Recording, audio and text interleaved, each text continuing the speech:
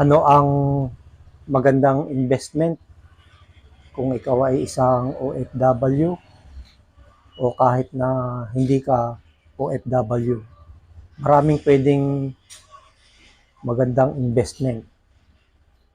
Halimbawa, gusto mo ng real estate property, mga sasakyan, lending, o mga grocery, sari-sari store.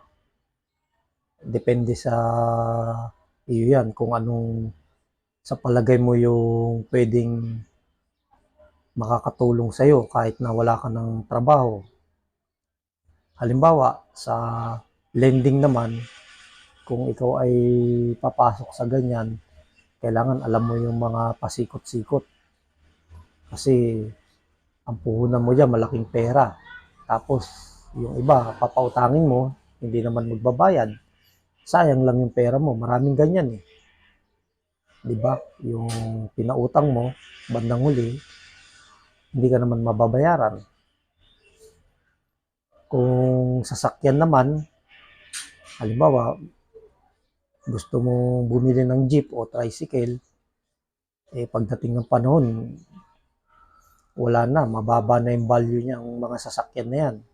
Lalo ngayon, may problema sa PUB modernization program. Kaya dapat pag-isipan mo din kung ano yung pwede mong gawing investment. Maganda naman yan tricycle kasi pang araw-araw na kinikita ay makakakuha ka dyan. At saka jeep, sa jeep, diba? Kaya lang, dahil sa PUB modernization, delikado yung mga ganyang ano ngayon, mga sasakyan kasi merong bagong patakaran ng gobyerno. Kaya marami nagpo-protesta kasi dahil sa consolidation. Tapos kung gusto mo naman ng real estate property, yan maganda, habang buhay yan.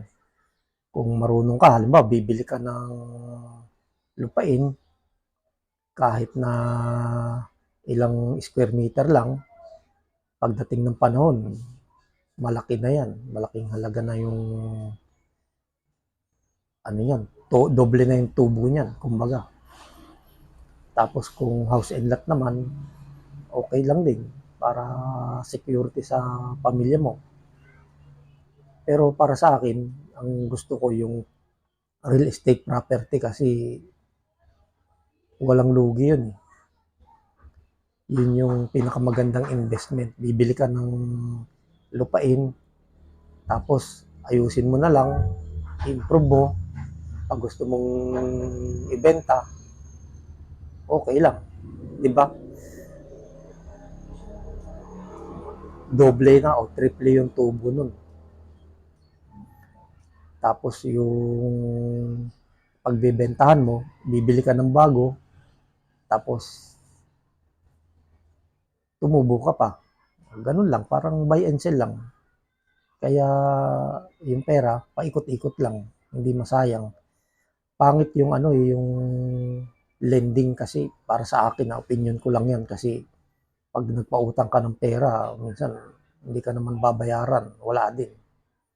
Sayang yung pinaghirapan mo sa pagtatrabaho mo. Kaya pinakamagandang investment talaga para sa akin, yung real estate property. Yan yung pinaka the best.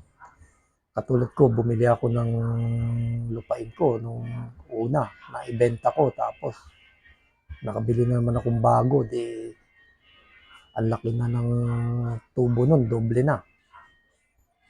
Kaya ganun lang, kung gusto kong tayuan ng bahay o pagtaniman ng mga makakain, habang tumatagal, lumilipas yung panahon, lumalaki yung presyo.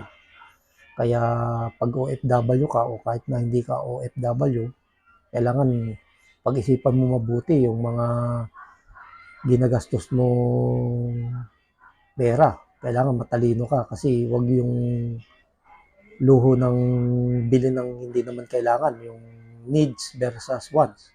Yung gusto mo lang pero dapat kailangan mo, yung mga ganun eh. Kaya lumilipas yung panahon, sayang. Kaya dapat maging masinop tayo sa ating mga pinagkakagastusan tsaka kinikita. Okay.